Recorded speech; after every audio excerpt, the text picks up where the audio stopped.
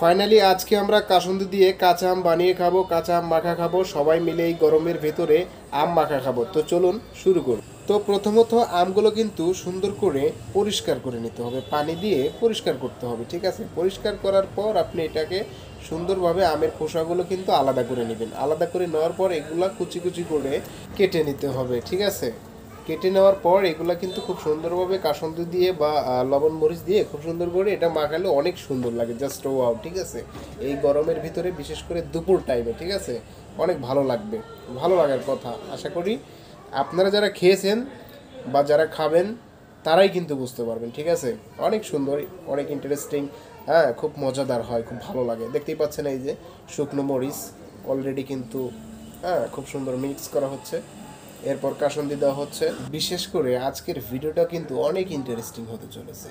এই গরমের ভিতরে কাঁচা আম কিন্তু অনেক সুন্দর লাগে, ভালো লাগে, যতটুক পরিমাণ, ঠিক আছে, যতটুক লাগে আর কি। এরপর কিন্তু আমাদের সেই কাঁচা আমগুলো কিন্তু ওই কাসুন্দি বা এর ভেতরে কিন্তু দেওয়া হচ্ছে, ঠিক আছে।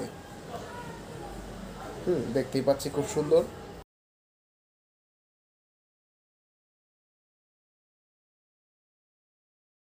2 প্লেট, ঠিক আছে, 2 প্লেট কাঁচা আম, মোটামুটি অনেকগুলোই আর কি, খুব সুন্দর।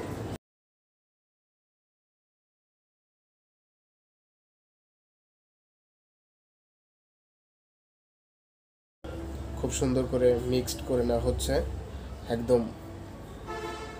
অল্প কিছুক্ষণের ভিতরেই কিন্তু কালার চলে আসবে, ঠিক আছে। এই যে দেখতেই পাচ্ছেন কাঁচা আমের কাসুন্দি দিয়ে অনেক সুন্দর, এই তো দেখুন, খুব সুন্দর কিন্তু কালার গ্রেডিং চলে এসেছে। মাখামাখির কাজ অলরেডি শেষ, খুব সুন্দর কালার গ্রেডিং হয়েছে।